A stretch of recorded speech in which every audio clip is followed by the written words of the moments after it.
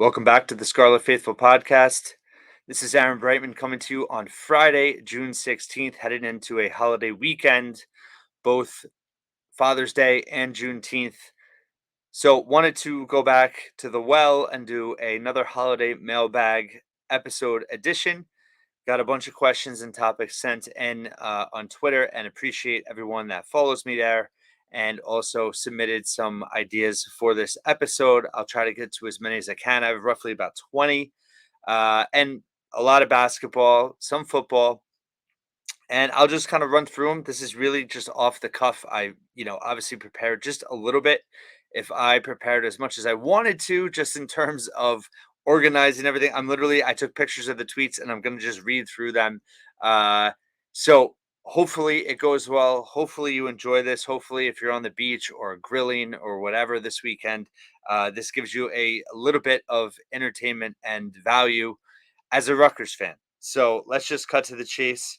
And first off, Alec Krothamel, uh, Riot Squad member, also writes for Rivals. And I'm sorry, Alec, I don't have it on my head, but I know you have a new podcast coming out. So I'm looking forward to listening to that, and we'll hope all Rutgers fans do as well. But you had a great question. Who are some early potential targets for the class of 25, aside from Darius Adams and Malik Thomas? So Thursday morning, midnight, Wednesday night, Thursday morning was the first time that college basketball coaches could contact 2025 recruits directly.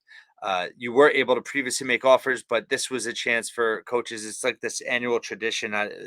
Doing it at midnight just seems a little outdated at this point. But at any rate, coaches are now allowed to have direct contact with those recruits during certain periods. And this was the first time that they could. So Rutgers has been in on some 2025 recruits already. Darius Adams, who Alec mentions, he's the number one recruit in New Jersey. I'm actually writing an article that I'm hoping to get out later today, if not for Saturday, for the weekend. But he's a top recruit in New Jersey. He's a top 5 guard in the country, combo guard, and he's a top 25 national recruit. He's from Manasquan, and his sister is Destiny Adams, who just transferred to Rutgers women's basketball from North Carolina, former McDonald's All-American. Darius is he's really would be an awesome get. He's ton of competition. I mean, he's going to basically have offers from every school in the country. So I don't want to waste more time on him. I have an article coming out, and Alec asks for others aside from him, and also Malik Thomas. Malik Thomas is the number one point guard uh, in the country, number 7th recruit nationally, and the number one recruit in Pennsylvania. So he is a high profile recruit as well, and Rutgers is all over him.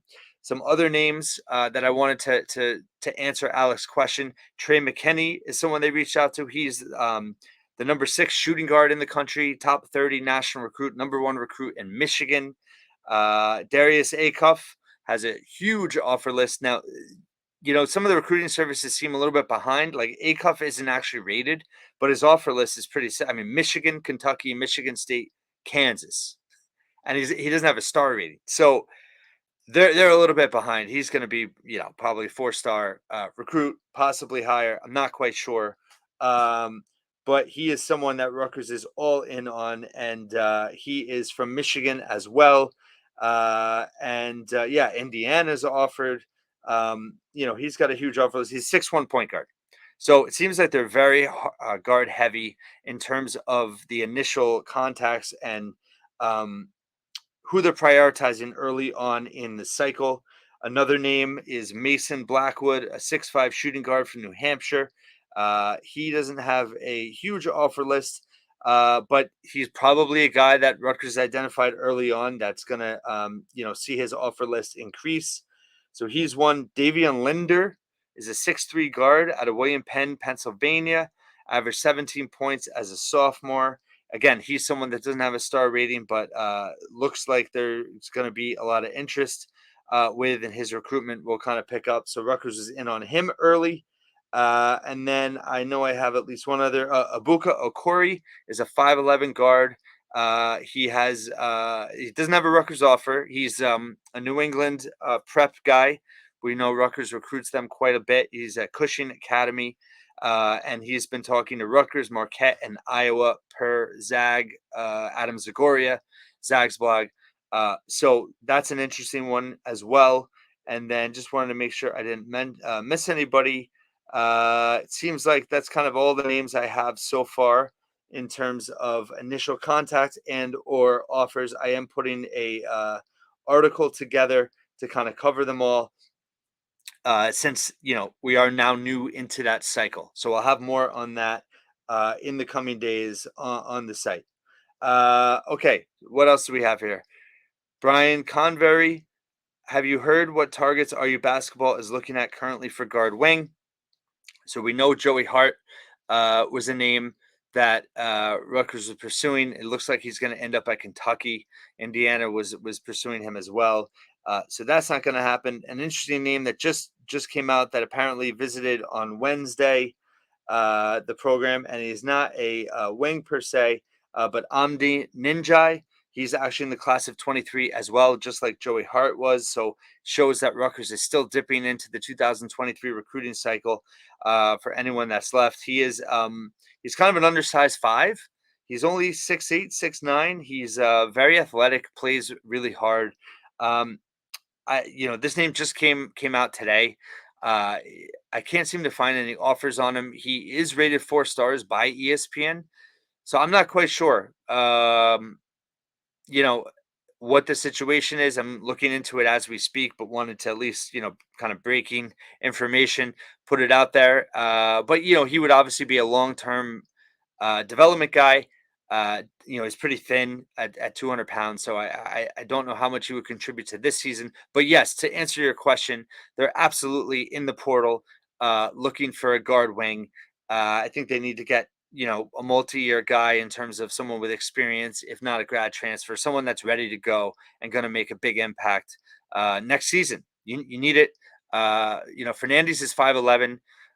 Derek Simpson 6'2", 6'3". You need a bigger guard / wing that can defend multiple positions, that can shoot. I know that's a lot to ask at this point, but listen, there's plenty of high major guys out there that can make an impact. And I know that Rutgers is going after a few. There's no names I can report yet in terms of who's. I don't think anyone's visited. They keep a really tight seal on things. My biggest point in this is that I think this is an opportunity for new assistant Marlon Williamson to really come through. I think Brandon Knight and TJ Thompson have done an amazing job recruiting wise in terms of building these classes. This is an opportunity for Williamson to make a positive impression from right away. And he's also, he hasn't been at Rutgers, so he knows more low major, high majors. He knows those scenes better. He has more contacts in Michigan. I just mentioned a couple of Michigan targets in the 25 class. That's his kind of territory where he was involved with the AAU program out there. He's just coming from Central Michigan. So who can he bring to the table in terms of from the portal? That's what I'm kind of looking at. I don't have specific names, but I would be surprised if he didn't bring someone to the table that they seriously consider, and using his AAU ties or just being in from the MAC, having contacts, knowing more kind of like those, seeing those players in action. I'm looking for the next portal edition to come from someone that Williamson has connections to or recommended and recruited. Okay, moving on. NJ Digio 17. With all the talk about Rutgers men's basketball schedule, what goes into scheduling a men's basketball game aside availability? Obviously, there are financial terms for neutral site and smaller school games. Do you think there are teams that don't want to play RU? I wonder if this impacts Power 5 scheduling. Great question. Yeah, I mean, I don't think there's many teams that want to come to the rack and play Rutgers. Usually, when you say Power 5, basketball, you typically say high major, or now they say Power 6 with Big East. I like to say high major, but it's all the same.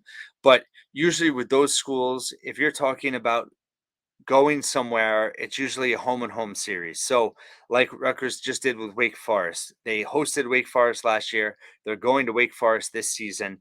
If, you know, in terms of a neutral court game, that's usually a one off. So you're playing that team that one season, and there's no contract past that. So to get a home and home, credit to Wake Forest that they made it happen with Rutgers, and credit Rutgers to going there this year. But I don't know. I put it this way: I know last year when Caleb McConnell committed back to coming to Rutgers, that there were some power high major teams they were talking to that all of a sudden it kind of fell off the table. Was it specifically said, "Oh, now you have Caleb McConnell back, we don't want to play you"? No, but the timing, I believe, kind of coincided with that. So I think that can be part of it in terms of personnel decisions. Maybe teams, are interested and they're not interested. Yes, logistics, uh, contracts can always get in the way, right? So everything's sounding great, and all of a sudden something's in a contract and it falls through. I know that Rutgers has had several games fall through because of contracts. Another high-profile game that was going to happen but got canceled with the pandemic is people I know complain they're not in the Jimmy V Classic at the Garden. They actually were supposed to be during the pandemic. It was 2020.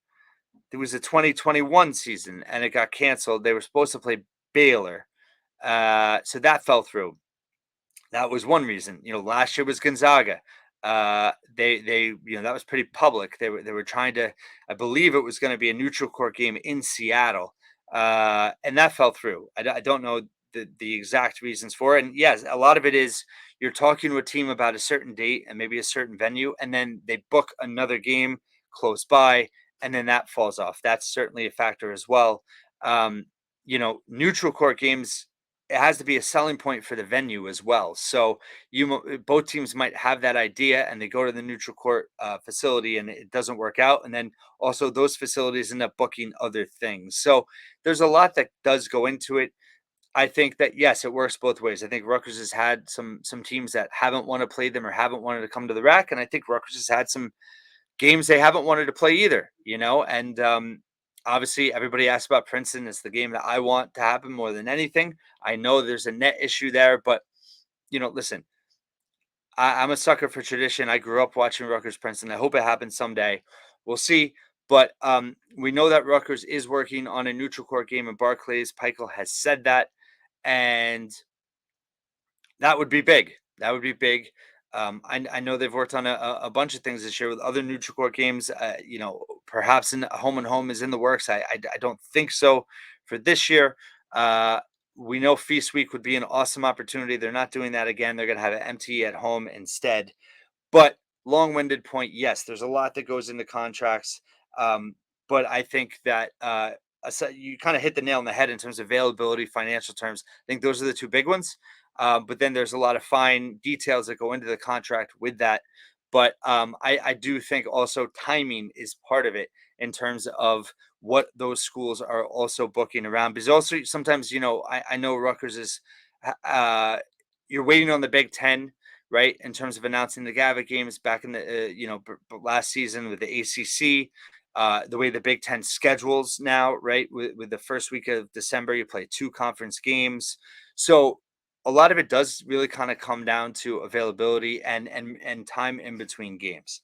Thanks for the question. Moving on, Debbie Slater. Besides Dylan Harper, who are the other key targets for the class of 2024 that we have a good chance of getting? Who do you see as our needs for that class? Well, great question.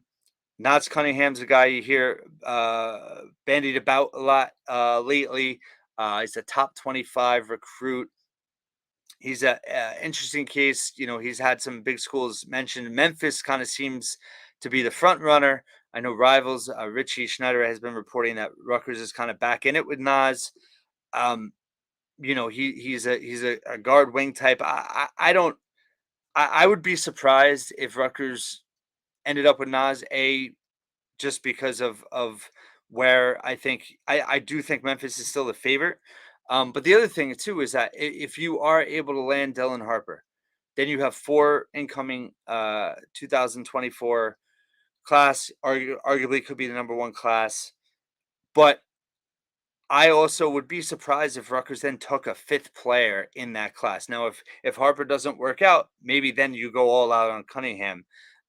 They are friends, so maybe that is part of it. Maybe Rutgers would take Cunningham. And I'm not saying they don't want to take him, but I just my thought is as talented as all those guys are, you look at Kentucky right now, right? They're bringing in a number one class, five freshmen, um, but they don't have a lot of experience around them. And I think with Rutgers, hopefully, potentially, everything's year to year, right? So, but what would you have back? Potentially, hopefully, Derek Simpson would be entering his third year. Antoine Woolfolk would be entering his third year. Moat Mag could take his COVID year and be back. So that's going to be some good experience. Gavin Griffiths be entering his sophomore year. Antonio Chol, who we'll talk about in a minute, doesn't have a lot of experience right now. You have Jermichael Davis, who will be entering his second year. So they're going to be a young team. So you add, yes, crazy amount of talent potentially if Harper comes, definitely with Bailey, Lathan Somerville, and Bryce Dortch. That would be a huge haul. But I think you do want to surround them with some experience as well. And that's why I'm actually looking at this year with the portal. If they could grab someone out of the portal right now that has multiple years that can acclimate with the program this year and provide more experience next year with that younger group coming in, I think that would be, that's more of a wish list item. At this point, you got to grab best available, whatever the situation is, but I think there is a benefit if you can get that type of transfer, that would be ideal. So I don't think they're targeting too many others in the class of 24 at this point. Like I said, I don't Cunningham is certainly a high level talent. It's if you're going to take a fifth player, if they get Harper, then yes, I could understand that. If they don't get Harper, I could see that. If they get Harper and Cunningham goes to Memphis, I can't see them adding another player at this point from the 24 class. But it's a long cycle too. The early signing periods in November. Who knows? If we get to February and there's an open spot and someone becomes available that they really want, it's certainly possible. But I would think bringing in for it by practice, by rule from now on, I would say you really don't want to ever bring in more than four freshmen at a time. Experience wins in college basketball. 2024, 2025 will be the last year of the COVID year. So um, you have to think about that too. You need more experience. You're going to be going up against 24-year-olds. So it'll be interesting to see. But it was a great question. Let's move on. I covered everything on the first picture. Okay. Patrick Walther, appreciate the questions as always. Any updates on roster additions or losses for men's and women's soccer, along with some beginning expectations since their season start in about 2 months or so? So I covered this in the last mailbag a little bit, but I want to wait right now because the schedules have not been released, the rosters have not been released, and I want to do a full kind of overview once they are. So I'm going to table your question. I appreciate it. But I would be spitballing a little bit too much right now without knowing the final rosters and the final schedules, other than to say that high expectations for both programs going into next year. Coach Sipe, I'm concerned that baseball has lost so many pitchers to the transfer portal. What's up with that? So great question. I did cover baseball a little bit this week. They have added a transfer from Hamilton College, had a great second year, and just pulling it up right now, Jack Eschleman, who is from Hamilton College. He 51 innings, 31 innings, 51 strikeouts, 3 walks, a 1.23 ERA. He was lights out. Hamilton is D3, but they've added him. And in terms of who they've lost, I understand, raw numbers. They have 7 pitchers in the portal right now. But to be honest and respectfully to all of them, they're not losing. They're not losing any high end starters or huge contributors. They did lose. Let's see. I'm just running through the list here. Sam Bello is an established reliever. Garrett French. Those are, I'd say, your 2 biggest losses in terms of guys that were contributors this past year. You're losing a senior, John Madungo. Bello and French are seniors too. So they're leaving as grad transfers. So that's going to be the norm in all sports right now. Grad transfers looking, for opportunities and going to, grad school somewhere else. So it happened with Megan Ball with women's lacrosse, the Big Ten Defender of the Year. Then they're also losing freshman Grant Besser, another senior Jason Hoops, sophomore Matt Rowe, and freshman JT Kroner. Hoops, Rowe, and Kroner, I think, had a combined 2 innings pitched. Besser was intriguing. Uh, but all in all, listen, I think it's going to be more common for more transfers because, again, these rosters are bigger, right? Rutgers did struggle a little bit with pitching down the stretch, their bullpen this year. So I think maybe some of the younger guys just are looking for more opportunities, and some of the older guys are too, and they're adding high school players as we speak. They've kind of announced intermittently. Once they kind of announce the whole class, I'll do a podcast or article on all of them. But yeah, I think they've got to dive deep into the portal, get some guys. They do have Christian Coppola back, who was just named a second team All American on Thursday. First team All Big Ten as a freshman was, really tremendous as the season wore on, as the Friday starter, the number one starter. So they have some pieces, but they lost a lot in the lineup too. Ryan Lasco is going pro. Chris Brito is exhausted his eligibility. Evan Slight entered the portal on Thursday, but I don't think that that's one to be concerned about because I think he's going pro. I think he's going to get drafted, early enough that he stays, he goes pro. So I think that's just about keeping his options open. I think if he didn't get drafted where he wanted to get drafted, I don't think there's a guarantee he would then transfer somewhere else. I think it's possible he could come back to Rutgers, but those three are big bats. So Rutgers has a lot of needs right now, but I don't think you need to panic in terms of it's a culture issue. I think it's just kind of the reality of college sports right now. And Steve Owens is as good of a baseball coach as you're going to get. So no, I'm not concerned about that. Um, RU95, any intel on transfer targets for Hoops? We kind of just touched on that a little bit. Um, Rutgers Hoops Insider, with big man Ekbole coming on board of the team to back up Cliff, where does Wolf Folk fit in the rotation? Do you see Wolf flexing to play at the 4 in addition to the 5? I know he also asked me a sidebar about Antonio Chol as well. So in terms of Wolf, yeah, I think Wolf is probably more of a 4. I think he backed up Cliff last year, kind of more out of need.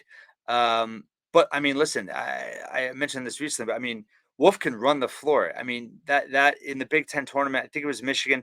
Uh, he went coast to coast, dribbling the basketball and scoring. He's got tremendous footwork. He really came along defensively last year. He struggled at times with one-on-one matchups. That's why I don't think defensively he's probably a 5. I think he's better suited to defend 4s. And then I think he's really athletic, and I think now he's going to be more acclimated and used to the offense and just used to college basketball. I think offensively, we're going to see him take a little bit of a leap this year. I think with Mag out initially, as to be expected, Wolf's going to have a real chance to play the 4. I think, Andre Hyatt offers flexibility, Gavin Griffiths. So I'm not quite sure how Steve Pikiell's going to mix the lineups right now. It would be silly for me to say that because that would be a total guess. I'm going to see them practice before they go overseas and have kind of more insight then. But I think Wolf has potential. I think, is he going to play 30 minutes? No, but I think 15 to 20 minutes regularly. I think he could, serve as the 5 at times. Like I said, defensively, I think he's better suited for the 4, and I think he's, going to be more of a versatile player offensively. And again, I don't mean he's going to be shooting threes per se, but I think he'll be more effective in transition. I think, he's going to have more polish as a post player on the offensive side. But, if he can clean the glass and defend at a high level, those are the two biggest needs still for him right now. But I think we're going to see an evolution of him this season. Again, as a key rotational guy for sure. Chol, it's a little bit of a mystery. I mean, I know the staff's really high on him. I really like the mechanics of his shot. I think he's silky smooth. He looked bigger in some photos that the program released this week from summer workouts that began.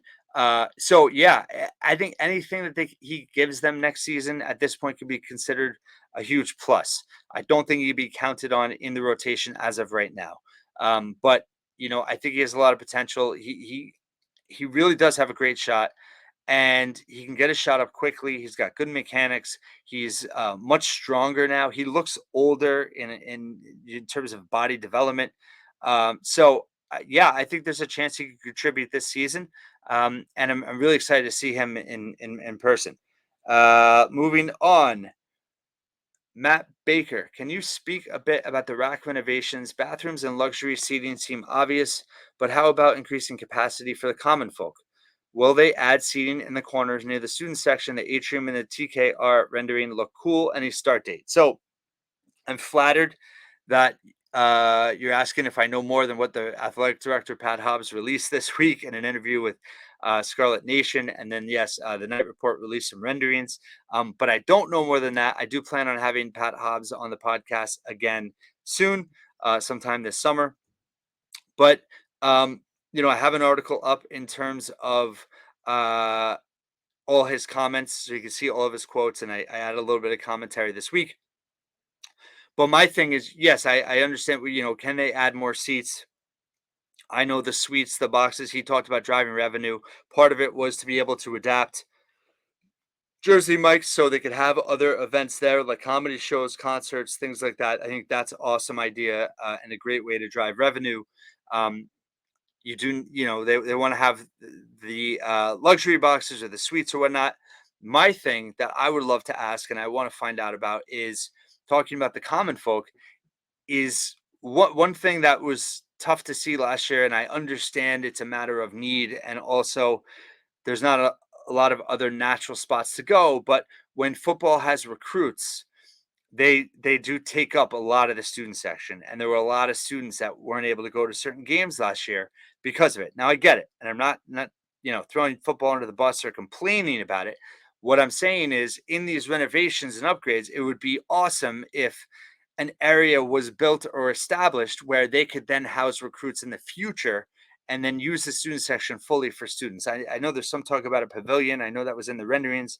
I don't know if that's in the cards, but that would seem like an awesome place. Or maybe part of the suites that they build is a recruiting suite. I don't know. I'm going to look into it. I'm going to ask, but I hope that they could at a minimum solve that problem, because I do think it's tough. It's tough for students not to get in because there's recruits there. I understand the importance of it, but it does take away from the environment at the rack a little bit too. And we need to fill as many students there as possible. Can they fill in the corners? I know there was a rendering from Night Report that looked like they would. There's no official confirmation that those are the current renderings that Hobbs is working off of. So I am going to have him on later in the summer. I like to wait a little bit closer to the new school year to review this past year, and then also preview things and get closer to fall. So I'll cover all these things with him. But that was my one thing I wanted to say was I think that that's an issue that hopefully Rutgers can solve, and it would be cooler for the recruits, to be honest with you, if they had their own kind of section, whether it was a pavilion or their own suite or whatever. I mean, that would be amazing. So more to come on that. John Jim Kochian, is football's 2024 recruiting class really something to be excited about, considering it is a collection of three-star prospects? When all is said and done, most of the rest of the conference will have a higher rated players coming in and more established program reputations to begin with. Yes, John, I agree with you. I've touched on this some. I think it was Monday I covered recruiting for football a little bit. Um, right now, they are ranked in the top 25 nationally, and they're ranked 7th or 8th in the Big Ten. But when you look at the player rating average, they rate 12th in the Big Ten. So the way rankings work, right now they're weighted heavier because they have more commits than most programs. They have 15 verbal commits. A lot of programs, some programs have 7 or 8 or 9, and all the kind of the blue bloods, they typically add the 4 and 5-star guys down the road, not yet. So you can't buy too much into rankings right now. I've been saying for a while now that, while they're a top 20, 25 class right now, they're really tracking more like a top 40 class. Just when you look at that player rating average, I really like the class. I've talked in a little bit more detail about certain players. I'm going to gloss over it right now because there's so many questions to get to. I love AJ Serace, the quarterback. Gabe Winovich, 4-star at Michigan. They have some linemen on both sides of the ball that look promising. They're talking to some 4 stars, but I have said they need to add, I'd say 3 or 4 4 stars to be able to stay in that top 25, top 30. Hopefully they can do it. Corey Duff Jr. is the guy they're going after. Caden Brown's the guy that's in the mix. So we'll see what happens. D.D. Holmes was a guy, 4 star edge rusher that they've had on campus. So um, it's going to be interesting to see how it plays out. But yes, I agree that I think it's a solid class, even if it ends the way it does. But as a program that's still looking to climb the ladder in the Big Ten, yes, you have to stack some top 25, top 30 classes back to back to back. I'm really high on the coaching staff. I really like some of the prospects in the 24 class, but it is proven, especially with football, the more talent you have, the more success typically you have. And they need to get more high end recruits to go along with a lot of these promising high end 3 star recruits that they have. I love the receivers from North Carolina too. Isaiah Crumpler and Benjamin Black. Really like both of them. And Dave Brock, using his North Carolina connections there. All right, moving on. Onsimus, will they ever finish renovations, new locker rooms under the south end of SHI Stadium? I didn't want to exclude you from this, but I'm admitting, and I haven't had time to look into this. I got this today. I really don't know. You haven't heard anything about it, so that's not a good sign. That any plans are forthcoming. But again, that could be part of my ask to Hobbs when he said they're going to come out with a master plan in the fall. So we'll find out if it's part of that then. Um, Debbie Slater, any more insight on Dylan Harper? According to Rutgers Wire, he's moved his decision date to the fall. So I posted on him today. He made the U19 under 19 USA basketball team that's playing in the FIBA World Cup in like a week and a half. And I included his schedule, which Jerry Carino had in terms of his schedule for the rest of the summer, and it's pretty much insane. He's going to the World Cup now. The reports he was the best player at training camp this past week. He's going there. They're done July 2nd. He goes immediately to the Peach Jam on the EYBL circuit. And then he's going to go to Vegas and work out with Ron. Ron Harper Jr. is playing in the summer league, so Dylan's going to hang out with him for a while. Then he's got some all-star stuff coming out at the end of July and August. So he is like jam-packed. So I honestly do think part of his reason for pushing back his announcement, his decision, is that he is just so busy right now. And doing it in the school year, in a way, there's some more normalcy to his routine. The early signing period is in November. Obviously, you hope ideally, well, if he chooses Rutgers, that he would announce before then and then sign. If it goes past then, listen, recruiting is fluid. I know I've been very confident about Dylan coming to Rutgers. I still am. I think that the relationship with Ace Bailey, who, by the way, is the number 3 recruit in the class and, did not make the U19 national team. He got ill in the middle of training camp, and Adam Finkelstein, the ESPN recruiting analyst, cited that's why he didn't advance in the cuts, but super high on him. His ceiling is sky high, but their relationship is really tight, as has been well documented.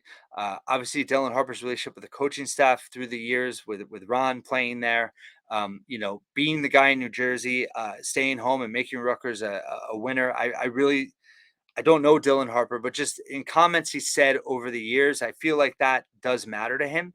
So I think there's a lot of unique factors to Rutgers that makes Dylan Harper um, that makes Rutgers unique to Dylan Harper in terms of his decision.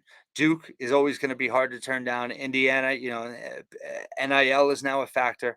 We'll see, but I do feel really good about Dylan Harper coming to Rutgers. I don't think delaying necessarily means something bad for Rutgers.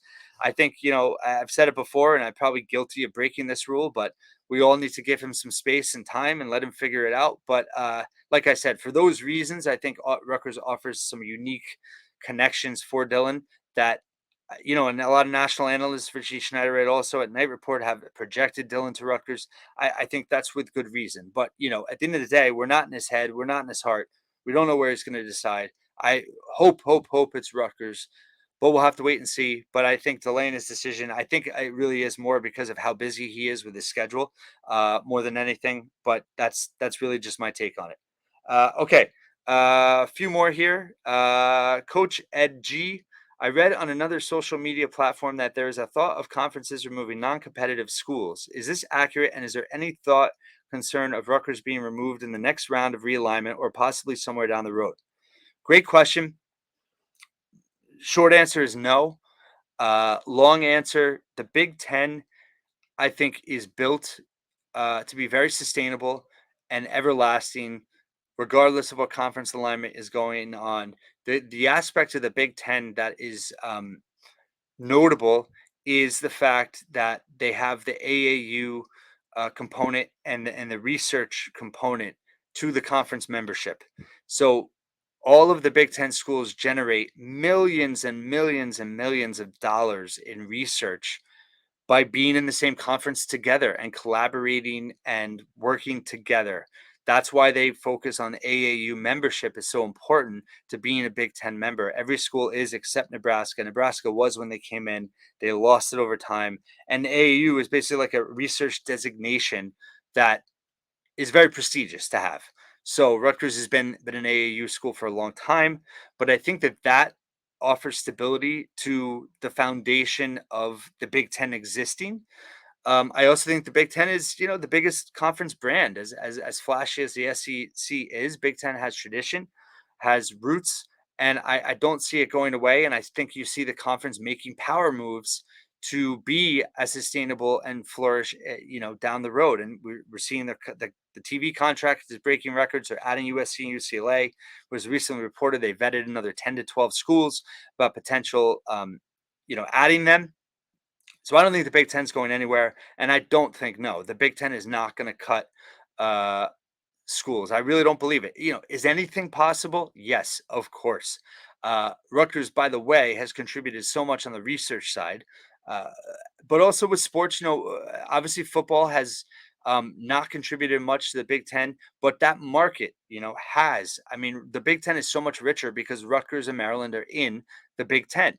So I don't think Rutgers is should be worried at all. Again, things can always change. You always have to stay ahead of the curve. But the Big Ten is just a very comprehensive membership, and there's a lot of components that go to it. So if Rutgers football, wins 3 games every season for the next decade, I don't think that that's going to mean they should be worried they're going to get kicked out of the Big Ten. So that's my answer there. LJS, well, are you look to upgrade the quarterback position this season, or are they still going with the same offense and expecting different results? So to answer that, it's not going to be the same offense. That's my biggest answer to your question. Kirk Shiraka is going to have a different offense. We're seeing the emphasis on tight end. Samuel Brown will be back. They're going to, emphasize the run game from day one. And I also hope, knock on wood, that Gavin Wimsatt is better utilized as a runner in his own right through the RPOs. I think it just will add a dynamic to the offense, add a dynamic to his game, will make it harder for defenses to prepare for Rutgers. But I do think they'll be more on the conservative end. But they're also, listen, we've joked about it before, but Rutgers never used to run slants for whatever reason. I think they're going to run a lot more slants. They're going to run a lot more tight end sets. They're going to have some I really do think they're going to utilize Wimsatt not only in as a rusher, but also rolling out. I think that's his strength, right? He's not a natural drop back pocket passer. They need to roll him out, give him the option on the RPO, but also I don't know, but I could see him, flourishing just based on his strengths, his skill set, rolling out and either dumping off or finding open receivers. And I just think it would also with an offensive line that's a bit unpredictable, it would keep defenses guessing and also protect Gavin a little bit. Obviously, he's vulnerable when he does run out of the pocket, but at the same time, you could be a sitting duck there back in the pocket also. So fascinated to see what the offense is going to look like. I don't No, I don't think they're adding a quarterback at this point. I think they would have prioritized that in the portal. I do agree that, it's a concern just in terms of depth. If Gavin does get hurt, Evan Simon's right behind him, and then you have a Johnny Shepard. Not a lot of depth. They're true freshmen. We saw what happened last year when they only had 3 scholarship quarterbacks. So yes, I do think they should have added someone for depth. It's easier said than done when you want to commit to Gavin, which I think they are. And you don't want to send mixed messages, and it's hard to get someone to come when you're committed to Gavin. So I get it. But no, I think the offense is going to be different, and that's my biggest answer there. All right, couple more to go. Ryan, Malia, Aaron, over the course of your Rutgers fandom and your coverage of the university, who's your favorite coach and why? Great question. But I have to say Pikel. A, because I've been in a unique position the last 8 years to cover him very closely. I started covering Rutgers athletics pretty much, well, the year after he was hired. So I've been there for his whole tenure. But obviously, his contributions and what he's done to Rutgers basketball. I've been rooting for Rutgers basketball since the 80s. So it's natural that he would be my favorite coach because he's done more for Rutgers basketball than anyone. I really liked Bob Winsel, uh, rooting for him. I have said this publicly before, and if you want to look it up, the 2013 Media Day press conference with Mike Rice, for me, was one of the most impressive things I've ever watched, just in terms of how prepared and how honest he was in assessing the team going into that season. I guess it would have been actually would have been 2012 Media Day, 2012 2013 season. So 2012, um, I think that's right. Yeah, because Eddie would have been 2013, 14, 14, 15, 15, 16. Yeah. So Mike Rice, 2012 Media Day press conference. Look it up, watch it. It was very impressive. It had me wanting to run through a brick wall. Obviously, it didn't work out, and he was rightly let go. And I'm still pissed about it. Not at Rutgers. I'm pissed at Mike Rice for blowing it because I really think he was building something. But Pikel has done that, and is far and away a better ambassador for Rutgers. So in the end, it all worked out. But he's my favorite. Obviously, I love Schiano for what he's done for football. I really enjoy covering Mike O'Neill, the women's soccer coach. I think as a program and just his philosophy and how he goes about things, I really love that. I think Steve Owens and Brian Brecht, the way Steve Owens his mind as a baseball coach, and then Brian Brecht, just his um, values and culture that he brings to that men's lacrosse program, and how he's united alumni. And I wrote about it when they made the Final Four. Really impressive. There's a lot of great coaches at Rutgers right now. I mean, Goodell. I mean, you can make a movie about Scott Goodell as a high school coach and inheriting a program that no one wanted and was left for dead, and made them into a national relevant program. Meredith Civico as well, but field hockey, same thing. Field hockey was left for dead. She comes back and a New Jersey native, and turns it around and makes them a Big Ten champion. So there's a lot of great stories at Rutgers.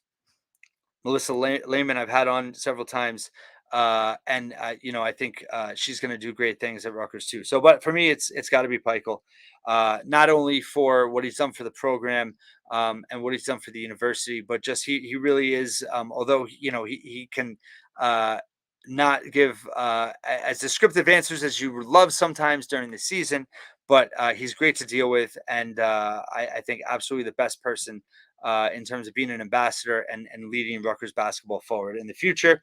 Let's see, a couple more here.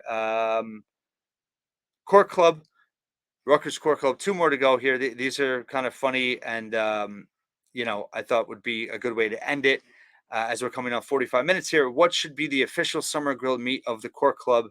The Core Club is asking me, and I was trying to think if it was a trick question, but is there any other answer than burgers? I recommend Chuck and Chuck ground meat beef, and then I like kind of mixing in either short rib. Yeah, short rib is amazing, or brisket. I think add some flavor, add some texture, mix it in with a Chuck, have a blend. Can't go wrong with a burger anytime. We can get into the toppings another time. And then the last question I'm going to end with my good friend Dave White asking me, what are the perfect Father's Day's gifts for Pikel and Schiano? Must be actual gifts and not player positions. Isn't it obvious? You get Schiano, the sharpest of axes, and you get Pikel, the heaviest of hammers. Schiano's chopping wood, Pikel's pounding nails. I don't think there's any other gift you can get them, but they better be high end. They better be as good as they come. Best on the market. That's my call. Thank you so much for listening to this podcast or watching this podcast. Once again, now a daily podcast. It's been going on now for 5 weeks. Really appreciate everyone's support and comments and feedback. You can email me, tweet at me, message me, whatever. Always open to feedback, and hope everyone has a wonderful holiday weekend. If you're a father, you know, Juneteenth is a solemn holiday observance. Let's all be kinder to each other in all walks of life in everything we do, and have a great holiday weekend.